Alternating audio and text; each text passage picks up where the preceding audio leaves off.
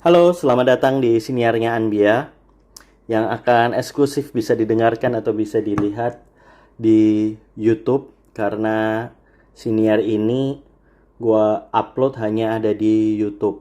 Entah cuman soundsnya doang karena ini uji coba karena gua ngeliat di YouTube itu bisa upload podcast gitu.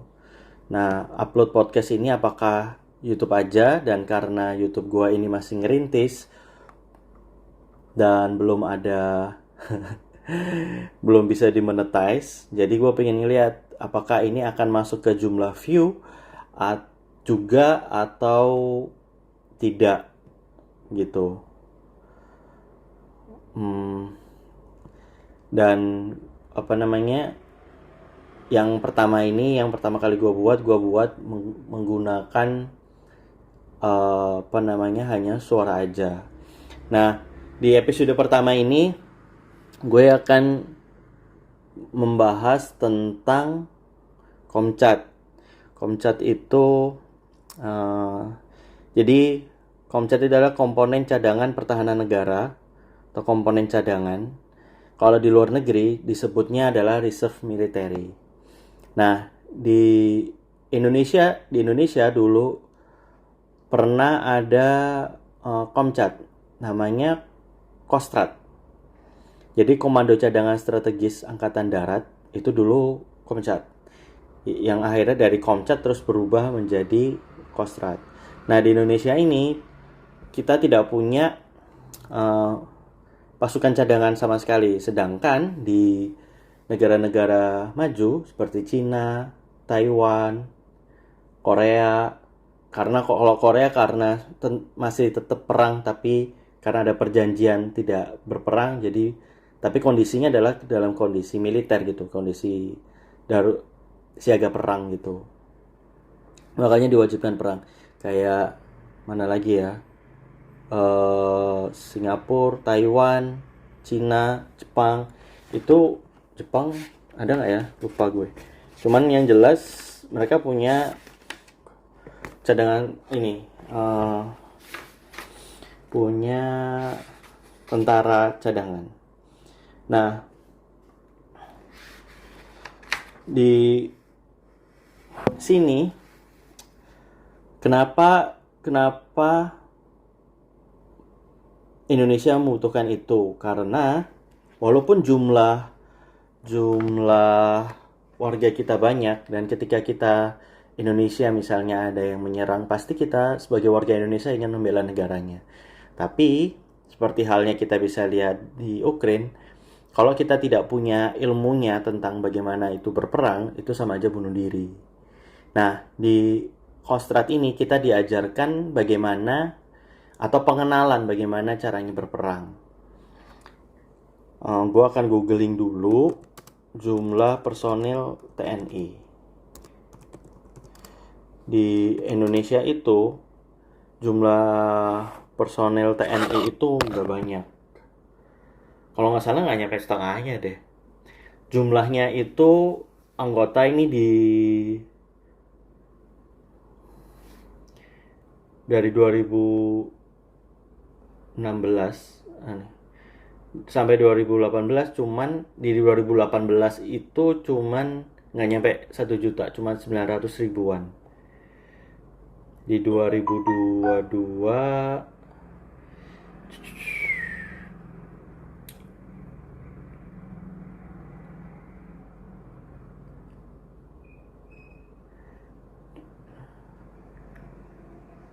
395.500 tentara aktif pada 2001, atau paramiliter itu 208, estimasi pula 280.000 paramiliter dan 400.000 personel cadangan.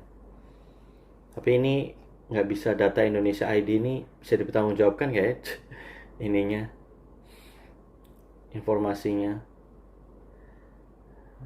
soalnya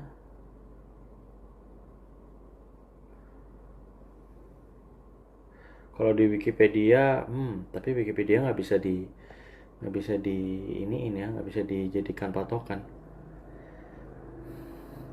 Waktu itu gue sih sempat dikasih bukunya, tapi sini ada nggak ya? Karena kita dikasih buku sosialisasi juga tentang Komcat. Karena di negara-negara berkembang seperti Cina, mereka punya pasukan cadangan itu melebihi pasukan aktifnya. Nah,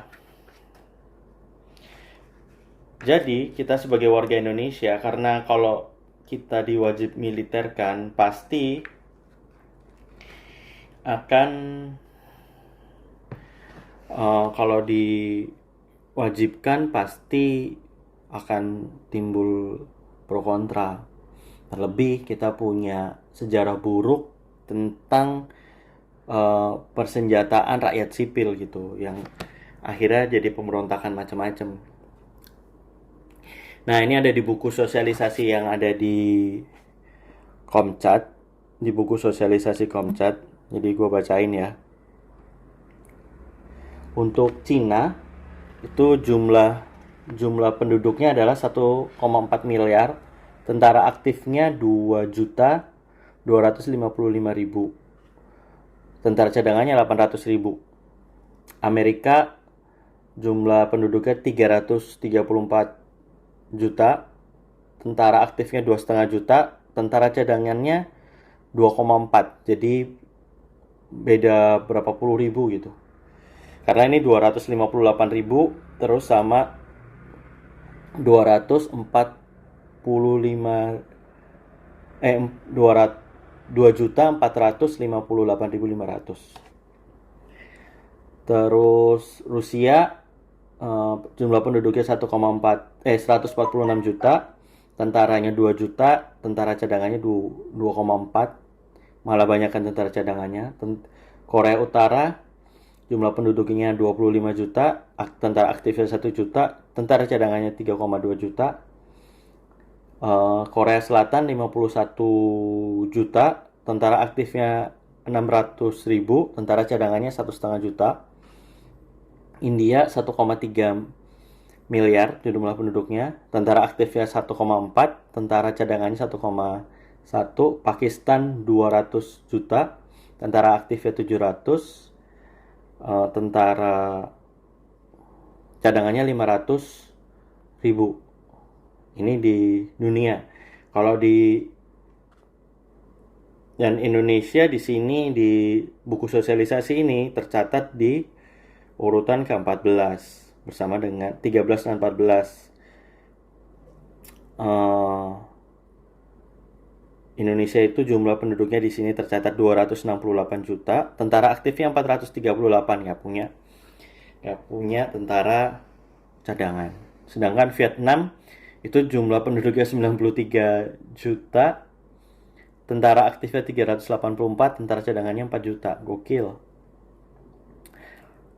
Singapura lebih banyak tentara cadangannya juga, tentara aktifnya 60.000, tentara cadangan 300.000. Terus Thailand tentara aktifnya 300.000, tentara cadangannya 245.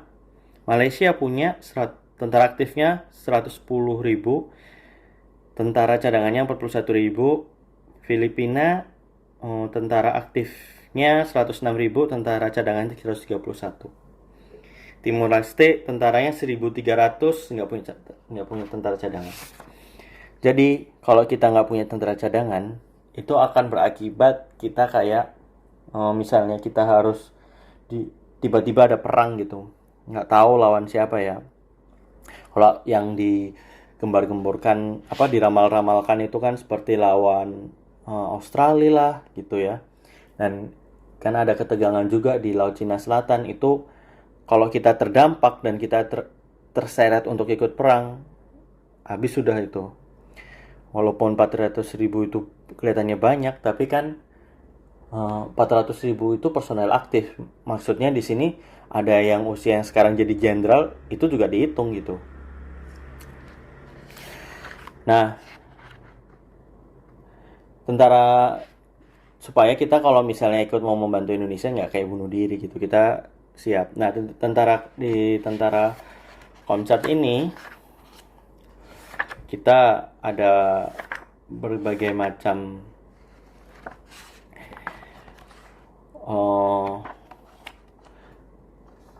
peraturan yang di sini. Jadi tentara Komcat ini hanya boleh menggunakan baju militer atau baju loreng itu ketika kita dipanggil oleh negara pertama atau ada tugas dari negara, dan harus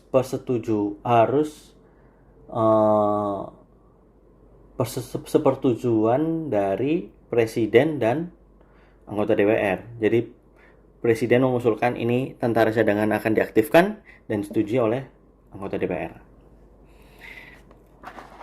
Dan dari yang gue dengar itu pun masih anggota DPR juga riskan gitu, takut gitu, karena kita punya trauma tentang masa lalu dengan tentara yang dipersenjatai.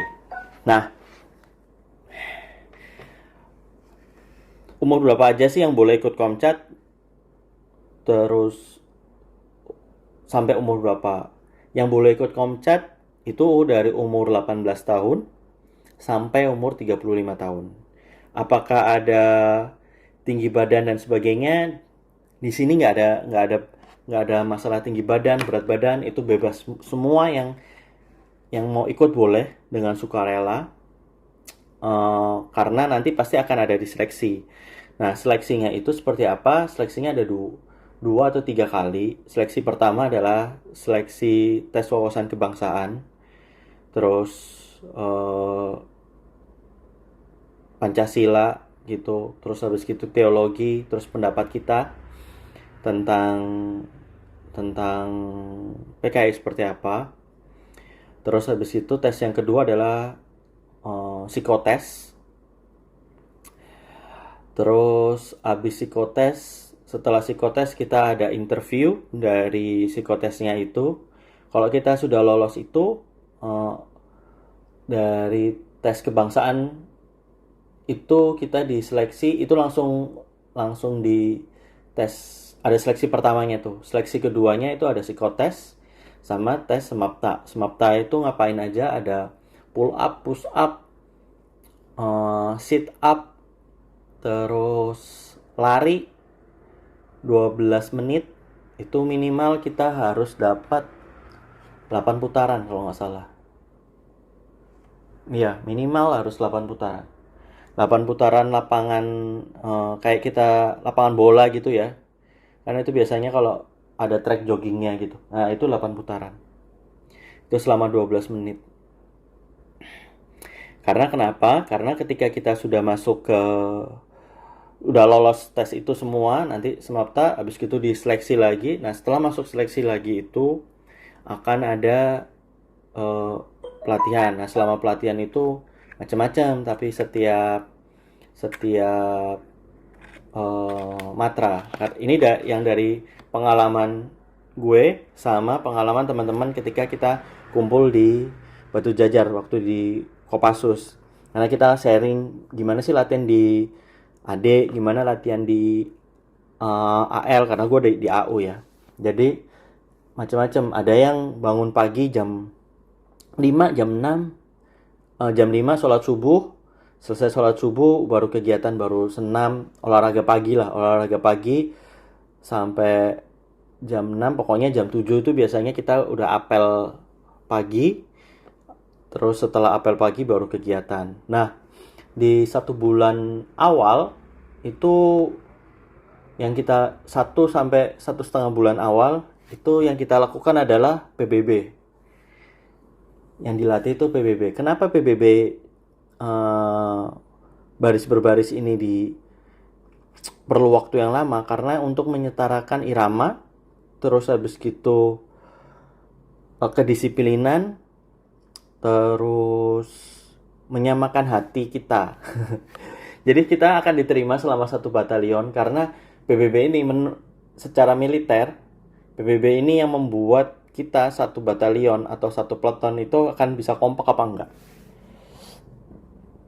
Jadi itu akan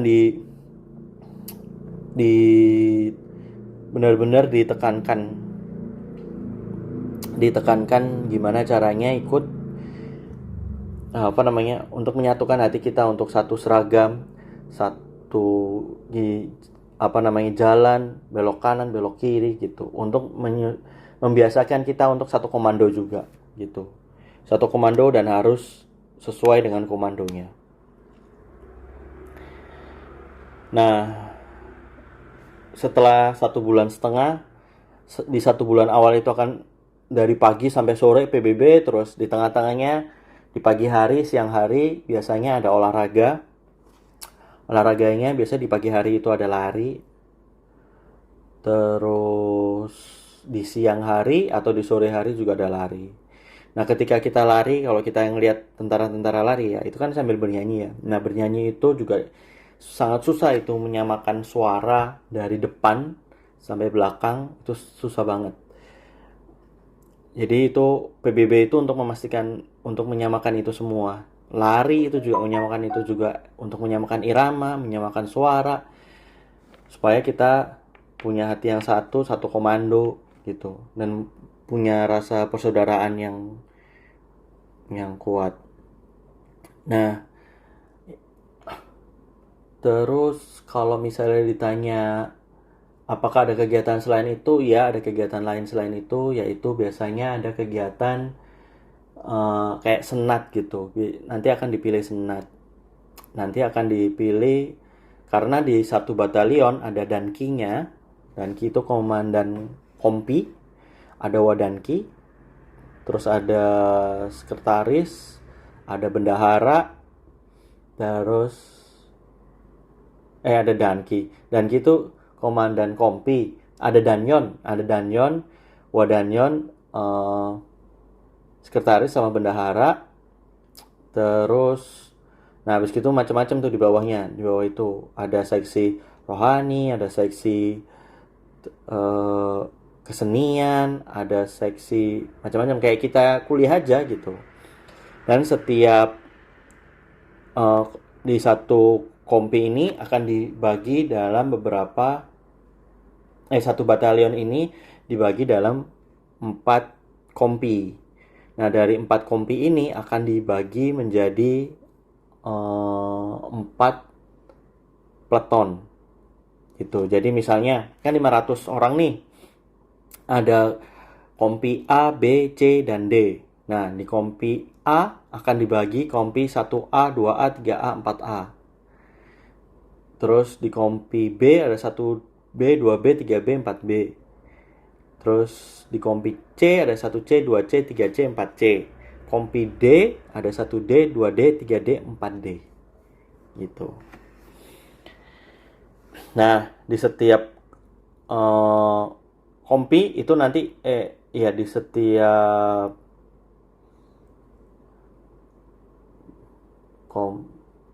satu batalion kompi ya, satu kompi itu ada pemimpinnya sendiri. Ada namanya datki, komandan kompi. Terus ada danton.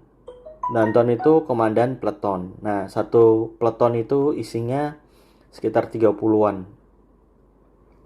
Jadi dari 500 dibagi 16 kelompok lah. Gitu. Sekitar dari 16 kelompok itu, nah kita harus bisa punya rasa kekeluargaan sih. Karena ketika misalnya kita berperang, biasanya itu satu kompi dikirim nih, seret ke medan A. Nah, dalam satu kompi ini akan ditugaskan, misalnya kita untuk jaga, untuk jaga suatu wilayah berarti butuh 30 orang. Nah, 30 orang ini akan dibagi, jadi karena satu kompi ada 4 peleton. Nah, 4 peleton ini dibagi dalam berapa shift gitu. Nah, biasanya di dalam satu peleton itu ada perwiranya, ada bintaranya, dan ada tamtamanya gitu. Nah, untuk pangkat, untuk S1 itu biasanya akan dijadikan perwira dan dijadikan untuk jadi komandan peleton. Itu harus perwira. Terus habis itu ada bintaranya. Bintaranya itu biasanya yang lulusan D3, SMA. Nah, Tamtama itu untuk lulusan SMP. Tapi kalau misalnya kuotanya itu berlebih dan berkurang, contoh, waktu dari pengalaman gue di satu peleton, satu kompi, satu batalion itu ada 50 perwira. Terus ada 100 berapa gitu, 50 berarti kan ada 400, sisa 450 nih. Sekitar pokoknya sisanya itu dibagi kalau nggak salah 200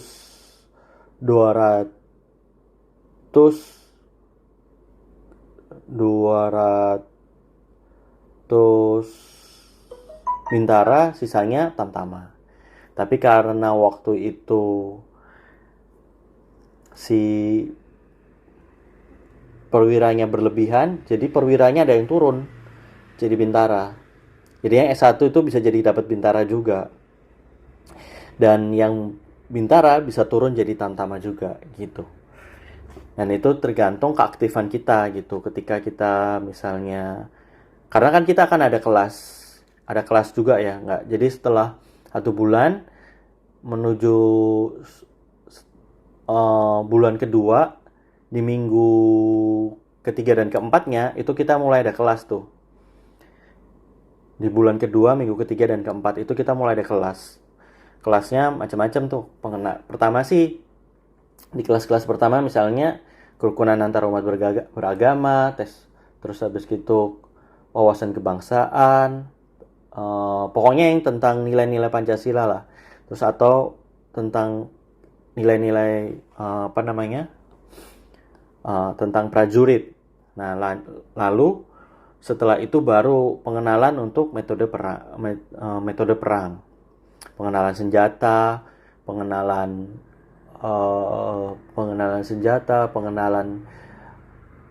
intel, gimana cara kita, apa sih fungsinya intel itu gitu.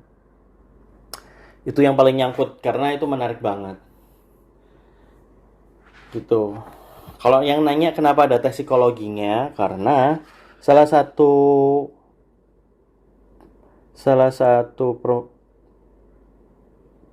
bukan permasalahan ya, salah satu yang diperlukan adalah kekuatan mental kita. Pertama itu. Kedua, ketika kita perang, kita berarti menembak orang, membunuh orang.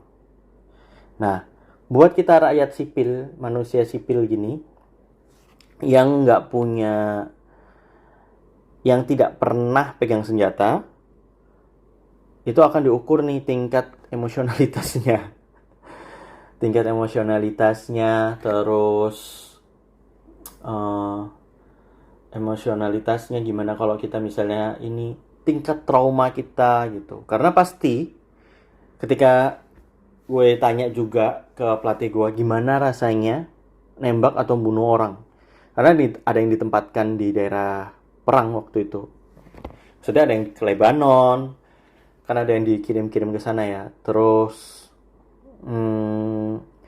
lawan ini OPM atau mereka waktu itu tim-tim itu ada. Nah, itu buat mereka menembak orang itu membekas banget gitu.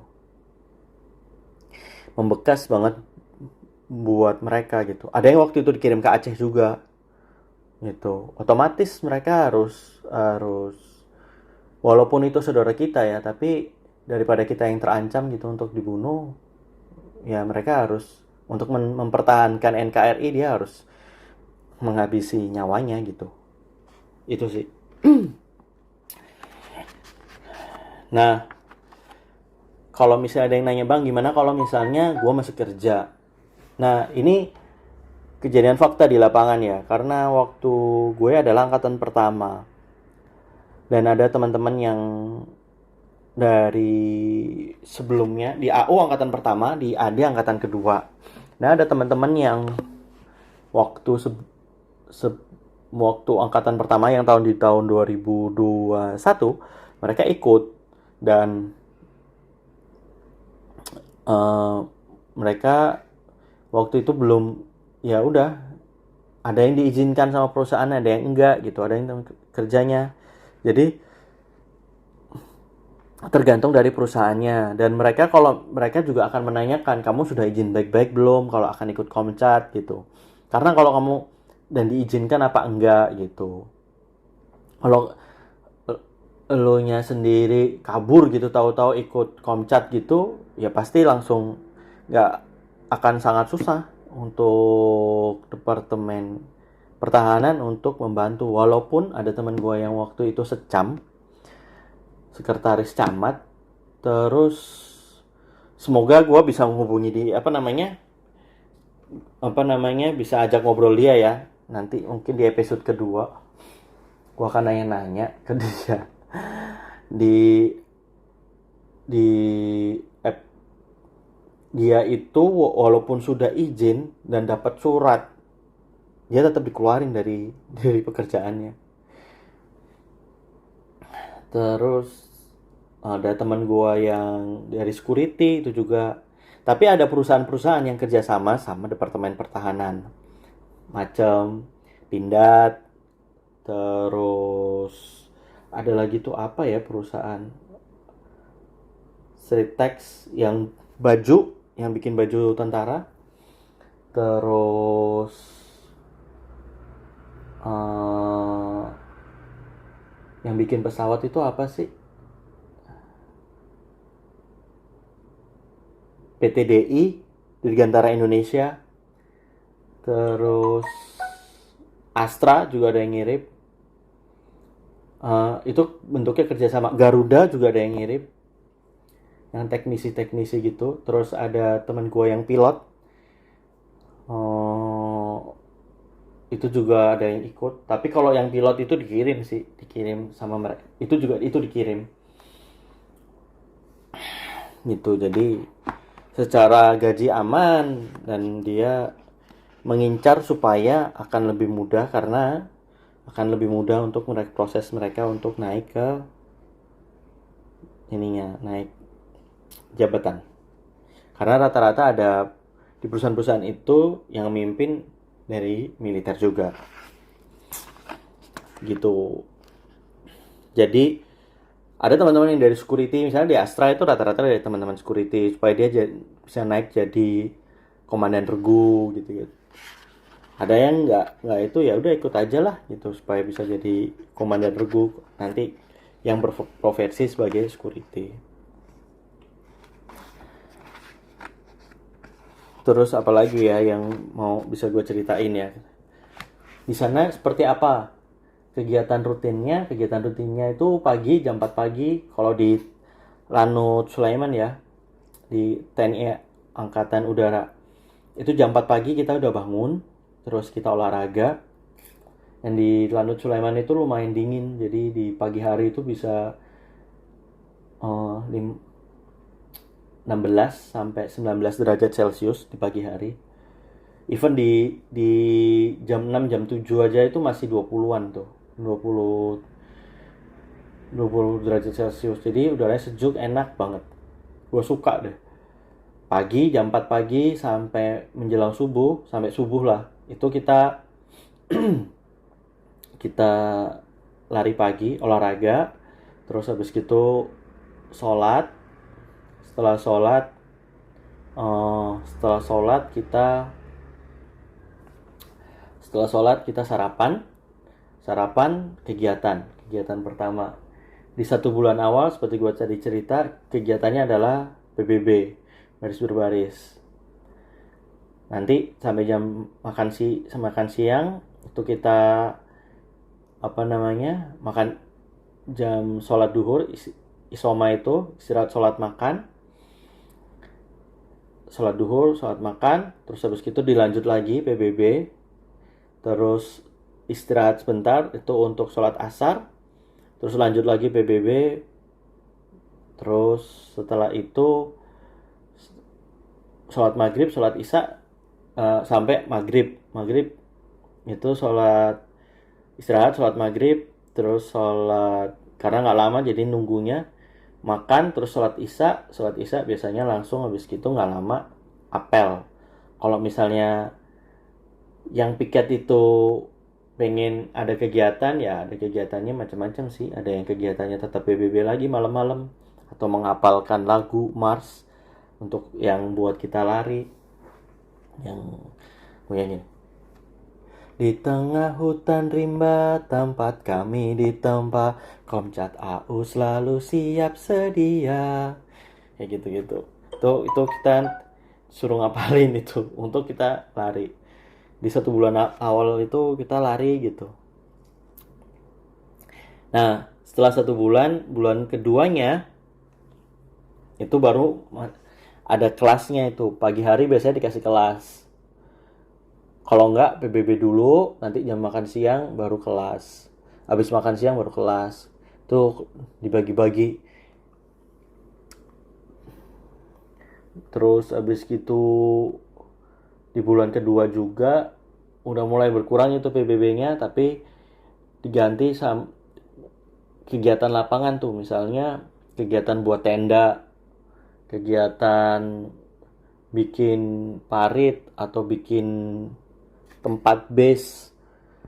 Eh, itu kan habis ada ininya, ada teorinya, ada prakteknya. Nah, teorinya boleh kita ambil, boleh. Materinya boleh diambil, boleh. Tergantung tergantung ininya sih. Tergantung pelatihnya. Di sini nih.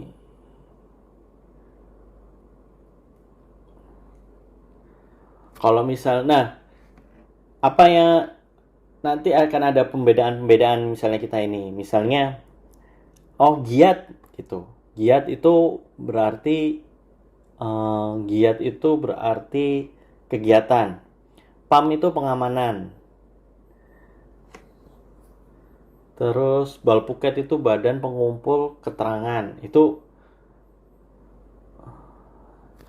Terus habis gitu ada Tiksacil, taktik satuan kecil. Gitu. Ada patroli. Terus ada disiplin tempur. Terus pengetahuan senjata. Kepemimpinan.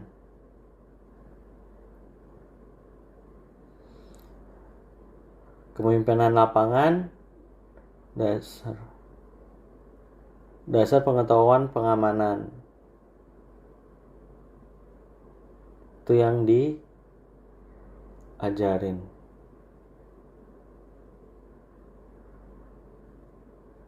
ke kita. Apakah happy di sana? Berat nggak? Berat banget. Kalau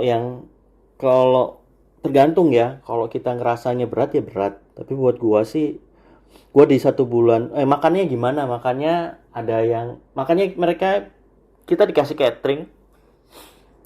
Ada yang ngambil sendiri, ada yang kalau di lapangan kita dikasih kayak tempat makan gitu, kotak makan. Biasanya kalau udah dikasih kotak makan gitu tuh makannya dihitungin. Ada snack juga. Tapi ya gitu, kita jadi selama 3 bulan, jadi sebetulnya waktunya adalah hampir 4 bulan lebih. 4 bulan lebih 1 minggu kalau seingat gue ya. Karena 3 bulannya itu pelatihan, 1 bulannya itu seleksi, terus 1 bulannya itu kita kumpul, 1 minggunya itu kita kumpul di Batu Jajar. Tapi nggak tahu tahun ini gimana dan tahun-tahun selanjutnya nggak gimana. Dapat gaji apa enggak? Nggak dapat gaji, cuma dapat ini aja, dapat BPJS, ketenaga kerjaan, terus sama asuransi, terus sama uang saku. Uang sakunya itu 1 juta. Dengar-dengar katanya di tahun ini akan ditambah menjadi 1,5 juta uang sakunya. Karena segala kegiatan yang akan terjadi di sana, kita nanti kan ada kantinnya tuh di sana. Kalau malam kita boleh ke kantin gitu, boleh makan, boleh beli mie, boleh gitu. Nah, gue 1 bulan awal, 1 bulan setengah awal lah, itu gue masih makan catering. Jadi pagi makan, siang makan, malam makan gitu. Tapi seiring berjalannya waktu, gue makan cuman malam doang. Kadang si pagi nggak makan sama sekali. Siang cuman ngambil pisang aja, buahnya aja, sama minum teh. Minum teh itu juga di 1 bulan akhir doang. Terus eh, satu bu setelah itu sat- setelah itu gue makan cuman malam doang. Jadi makan malam tok aja. Kenapa? Pertama, secara fisik gue udah mulai kuat. Dan kalau misalnya pagi itu gue makan, kadang kalau abis gitu kelas itu suka ngantuk. Kalau ngantuk di kelas itu kita bisa suruh makan cabe lah, macam-macam pokoknya. Suruh setelah teori kelar kita dihukum lah. Dihukumnya seperti apa? Hukumnya macam-macam. Ada yang push up, ada yang guling-guling, ngerol gitu, ada yang suruh lari, tergantung pelatihnya lah. Itu. Dan di sini, di secara undang-undang kita tidak boleh dipukul. Nggak boleh ada kontak fisik sama sekali. Tapi yang namanya pelatihan perang, kalau pelatihnya sampai mukul, berarti kita melakukan hal yang salah banget. Dan kita udah kebangetan. Dan kita harus di matra-matra lainnya yang gue dengar, mereka diselang, jadi dipukul pakai selang gitu. Kalau di AU nggak sampai kita sampai nggak dipukul sampai selang.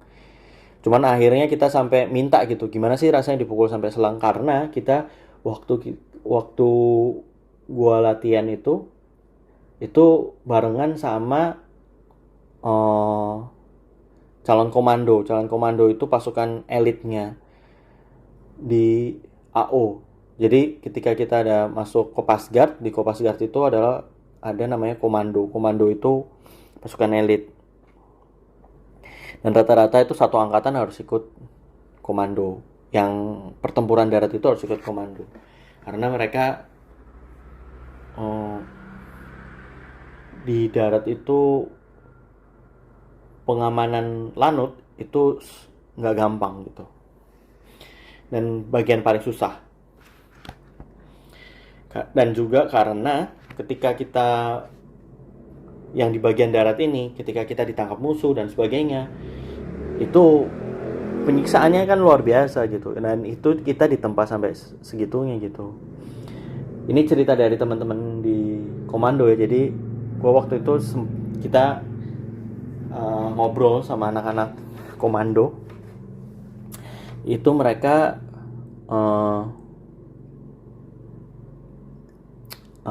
apa namanya itu, di akhirnya, nah ini pelatihnya tuh rata-rata komando juga. Pelatihnya rata-rata itu cerita.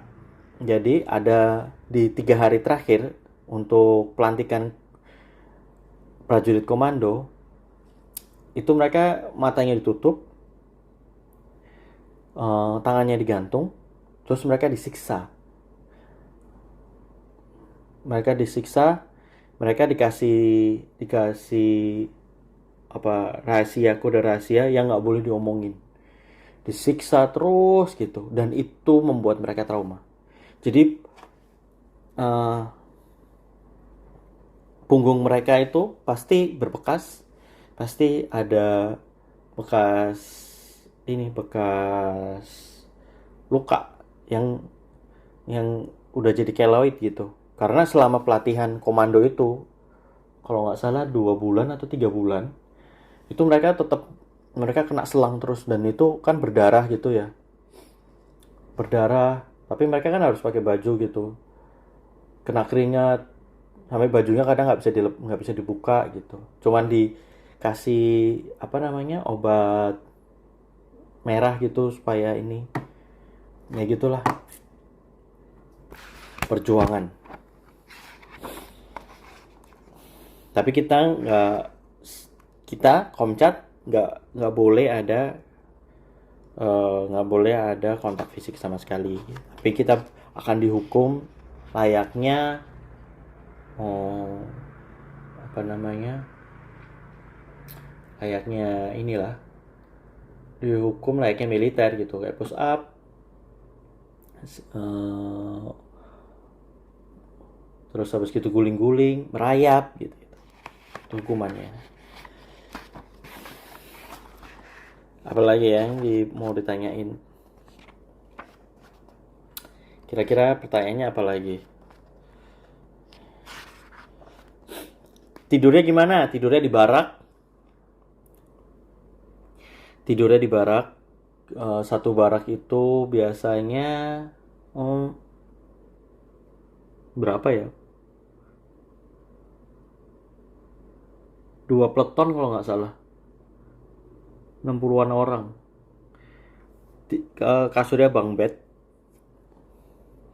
Terus kamar mandinya kamar mandi umum gitu. Jadi di barak terus ada kamar mandinya. Kamar mandinya tuh kamar mandi umum. Nah, jadi cuman ada bak besar di tengah-tengah kalau kalian bisa bayangin. Nah, udah kalian mandi tengah-tengah situ. Nah, terus di sisi sampingnya itu ada toilet buat kita buang air besar. Cuman disekat-sekat gitu aja.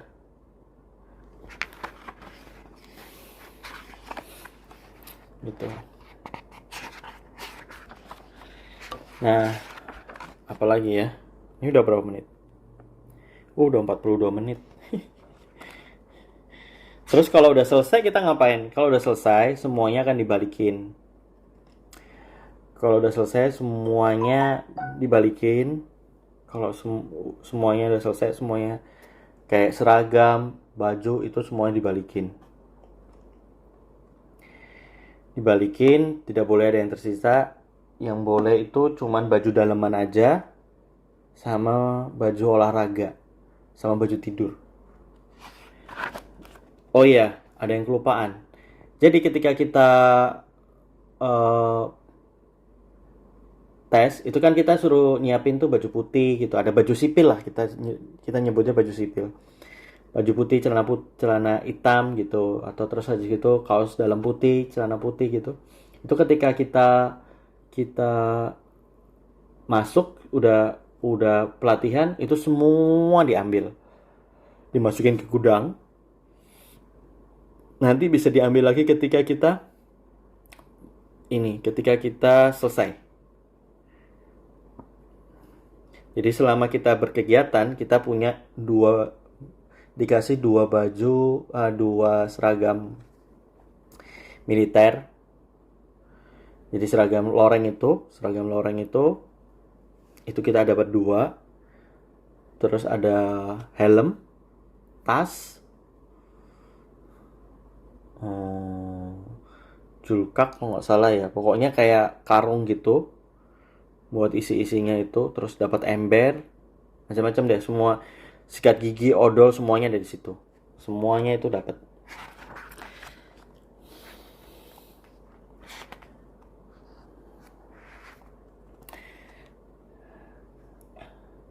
Nih, gue bacain dari buku sosialisasinya ya.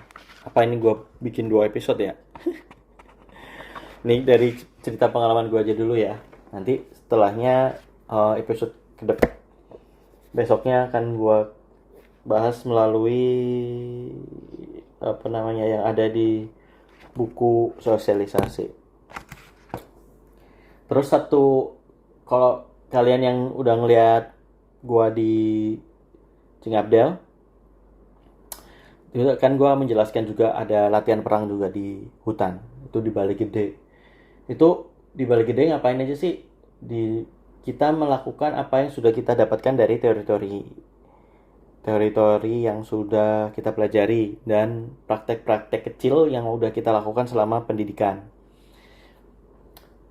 Nah, di sana kita latihan perang nih dan jalan terus, dan selama di hutan itu juga ada kayak jaga malam. Itu juga kita lakukan juga sih ketika kita masih di barak, itu juga ada jaga malam gitu. Setiap setiap jam ganti orang gitu. Pokoknya kebagian semuanya. Nah, itu ngapain aja, mulai dari kita trekking untuk misalnya kita ke suatu tempat gitu, cuman dikasih peta buta, terus dikasih titik sama koordinat aja. Itu gimana caranya kita sampai sana. Terus latihan perang, bikin formasi perang sambil bawa senjata, terus bikin tenda, terus patroli berdua, terus patroli satu pelton, ada yang satu peleton, ada yang cuman satu peleton dibagi 3, jadi 10 gitu.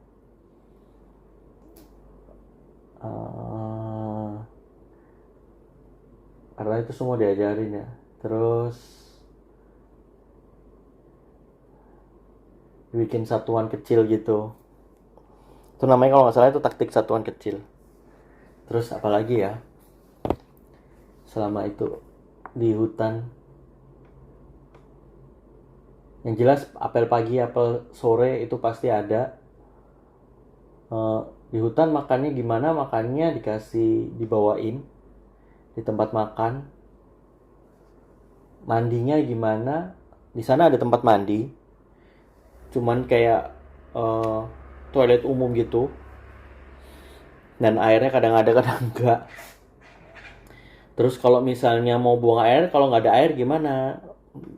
Harus belajar buang air di hutan, yaitu berarti kayak kucing aja, gali tanah, kita boker, buang air, terus kita tutup lagi gitu. Dan itu kita harus cari yang jauh-jauh, yang nggak ditempatin sama teman-teman gitu. Tempat tidur selama di hutan tidurnya gimana? Kita dikasih bukan matras ya, apa kayak kalau kita ngelihat di Descendant of the Sun itu seperti itulah tempat tidurnya, yang buat yang pertama kali grup apa namanya, orang rumah sakitnya datang itu. Nah itu kan mereka masang gitu, atau lihat itu, jadi kayak tempat tidur gitu, cuman lebih parah lagi. Di situ cuman tenda besar, terus dikasih tempat-tempat gitu buat kita istirahat. Kalau pasukan komando lebih parah lagi, cuman dikasih kayak tikar, udah tidur aja gitu. Dan itu dinginnya ampun-ampunan itu. Karena gua aja pakai kita kan ada selimut ya, dikasih selimut, itu aja masih tembus. Tidur itu pakai baju ini apa namanya, pakai baju kita, baju lorengnya kita juga tembus, kerasa itu dinginnya. Karena dingin banget itu di Bale Gede. Nggak tahu tuh minus berapa, itu minus atau enggak ya, kayaknya nggak sampai minus sih, cuman dingin gitu. Penggunaan HP. Nah, untuk yang bekerja atau kuliah atau masih kuliah, itu kita bisa izin, asal kita jelas ya, ini ada laporannya gitu. Jangan dibuat-buat terus, karena kalian akhirnya rugi untuk kalau misalnya nggak ngikutin. Kalau misalnya kerja ya udah harus bisa izin, cuman misalnya meeting kasih tahu dari pihak kantor kalau misalnya bisa kerjanya malam doang gitu, itu kasih izin. Biasanya setelah maghrib itu kasih izin. HP itu baru kita bisa dapetin itu setelah acara kegiatan itu selesai. Biasanya kegiatan itu selesai itu setelah maghrib. Itu handphone dibagiin. Tapi ada kalau kita bikin kesalahan ya bisa jadi di pas apa ya?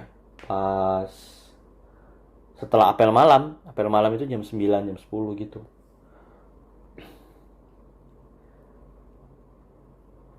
Gitu sih. Itu nah ketika di hutan itu dihimbau tidak diperbolehkan membawa handphone sama sekali. Itu handphonenya dikumpulin, dimasukin ke gudang. Nanti setelah balik lagi dari hutan itu dibawa. Tapi apakah ada yang bawa handphone ya? Ada aja yang nakal yang ini mencoba gitu tuh ada aja untuk bawa bawa handphone gitu. Jadi komunikasi kita masih bisa tetap komunikasi gitu. Kira-kira apa lagi ya? Kalau misalnya pertanyaan dari teman-teman, kalau misalnya belum ada, misalnya ada, boleh nanti DM gue atau nanti gue buka open pertanyaan di sana.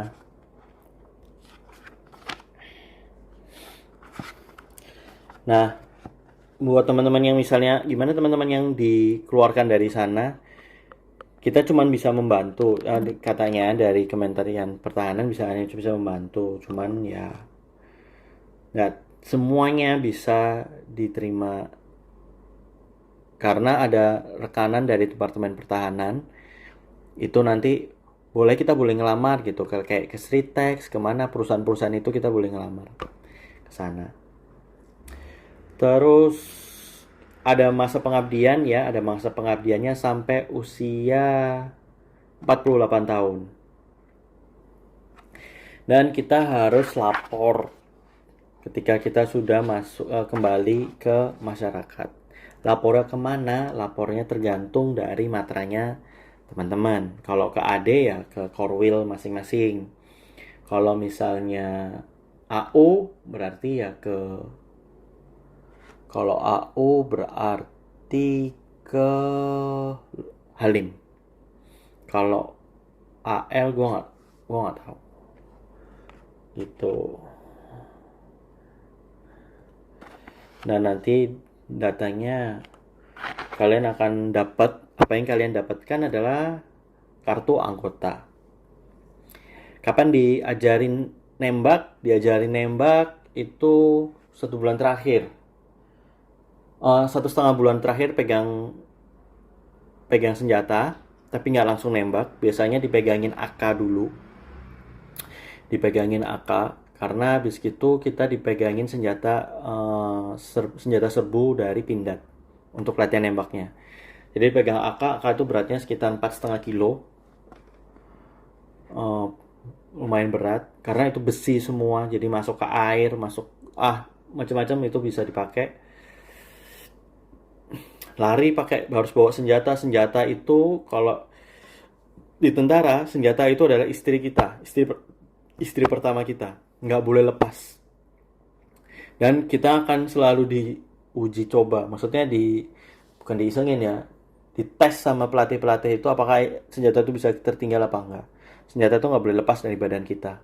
Kemanapun, mau ke toilet, mau mandi, mau apa, itu senjata harus kita pegang. Apalagi ketika kita di hutan, senjata harus kita pegang terus. Nggak boleh tercecer, nggak boleh lepas atau kita titipin ke siapa gitu, nggak boleh. Kalau benar-benar misalnya kita mau ke toilet, ajak teman. Kalau di hutan kita harus berdua itu kalau misalnya mau buang air di hutan harus berdua. Senjatanya boleh dititipin ke kawan yang nemenin kita buang air.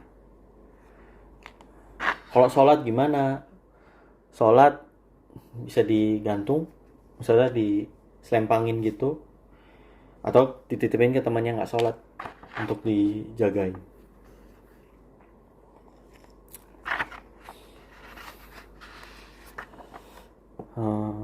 Gitu. Nah kalau misalnya anggota Komcat terus habis gitu nggak di, misalnya apakah kalau misalnya setelah kita jadi anggota Komcat terus dipanggil gimana caranya? Apakah kita harus hadir? Ya harus hadir apapun itu.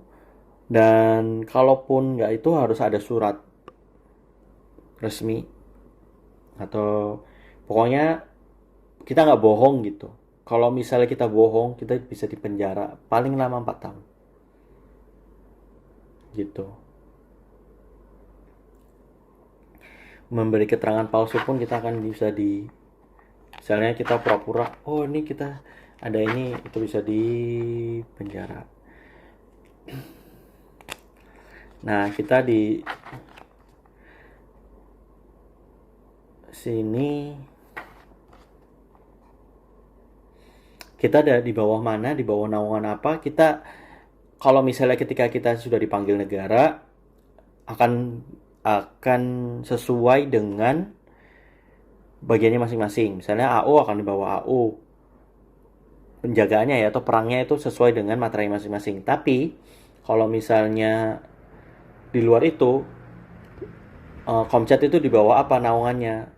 Nah, Komcat itu tidak di bawah naungan TNI AD, AU, atau AL, tapi di bawah Kemenhan, Kementerian Pertahanan.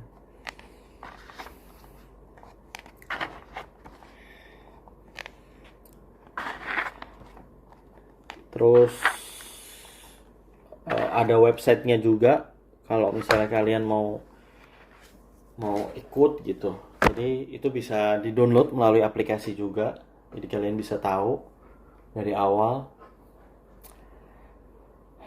Seperti itu. Mungkin sampai sini dulu karena waktunya sudah lebih dari hampir 1 jam. Semoga menjawab kira-kira apa aja yang jadi pertanyaan. Oh, dengerin, yang penting dengerin sampai habis. Tapi ngomongnya sampai di sini. Oke, sekian segitu aja. Kalau misalnya ada masih pertanyaan bisa DM gue di Instagram gue di Anbia05. Oke, sampai ketemu di siniarnya Anbia berikutnya. Bye-bye.